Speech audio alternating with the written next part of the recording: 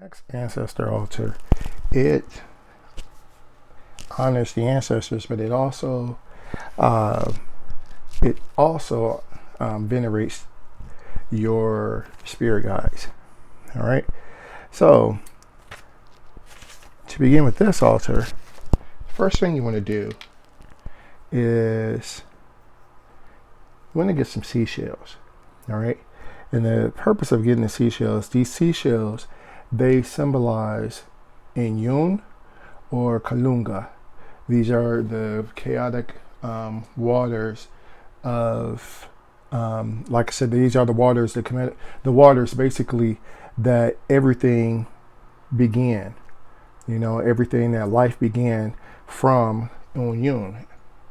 The creator, the self-creator, or the creator itself created itself out of Inyun. Everything emerged out of Inyun or Kalunga. All right. And that's what these shells symbolize. All right. So this is basically a reminder of that everything comes from here. Everything comes from Inyun, or everything comes from Kalunga. And the shells serve that purpose, but they also symbolize, they also create a border. All right. There is a invisible, this is the horizontal line on the ma'ak that basically the shells basically create. So they create a border between the spiritual world and the physical world. All right. So what I'm going to do is put these shells. Hopefully you can see those. All right. Now, I forgot to mention that when you put these seashells, typically what I use are white seashells. But the seashells, they should be anointed with frankincense oil. Frankincense is a very high vibration oil. Whenever any spirits basically come across it, they pretty much get the idea that it's about spiritual evolution. And that's what I pretty much, for the most part, like I said, I use. I anoint each one of the shells with that oil. In regards to what kind of shells to use, again, use your intuition. In regards to how many shells you should put down, use your intuition. Okay, follow your intuition. All right, and like I said, it'll pay off. All right.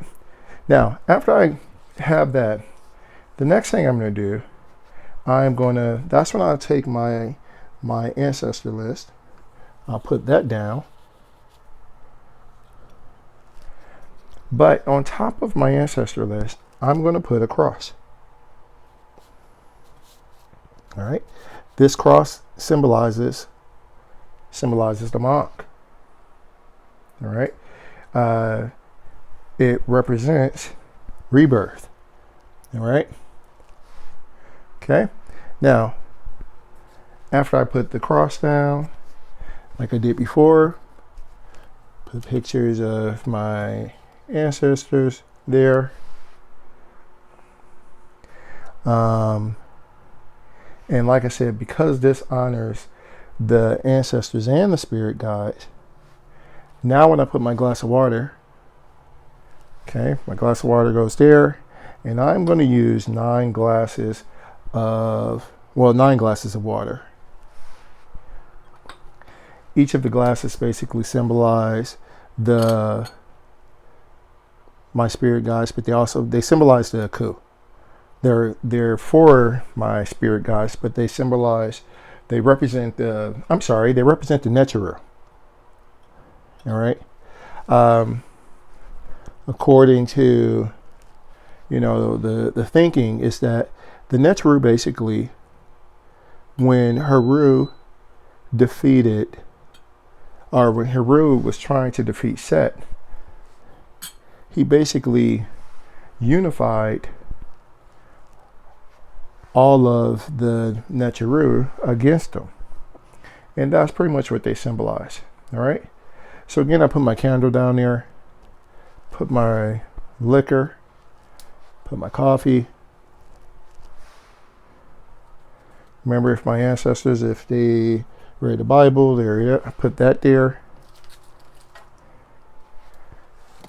My cigars. All right. And for the most part, that's pretty much it. All right. And like I said, now the formation that I have for my glasses, it differs, it varies. Sometimes I put it like this. Sometimes I want to, if I'm feeling it, I want to kind of symbolize like the Kemetic Trinity. Here's my Asar, my Haru, my Aset,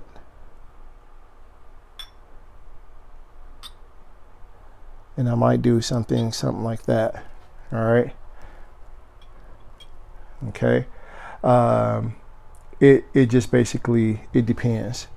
It depends upon how I feel about that.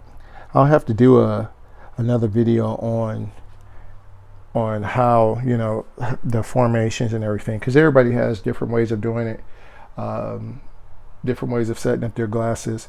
But this is the way in which I do mine. Okay. And like I said, this is just a general, you can pretty much, like I said, again, follow your intuition. Follow your intuition. All right.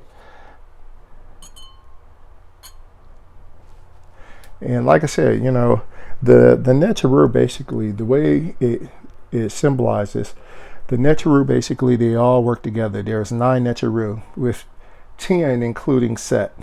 All right. But Set is basically considered to be ousted. He's kicked out of, because of what he did. He's basically, he's not represented here. But the other 9 Necharu, they work together to keep the Kingdom of Osar, keep it united. All right.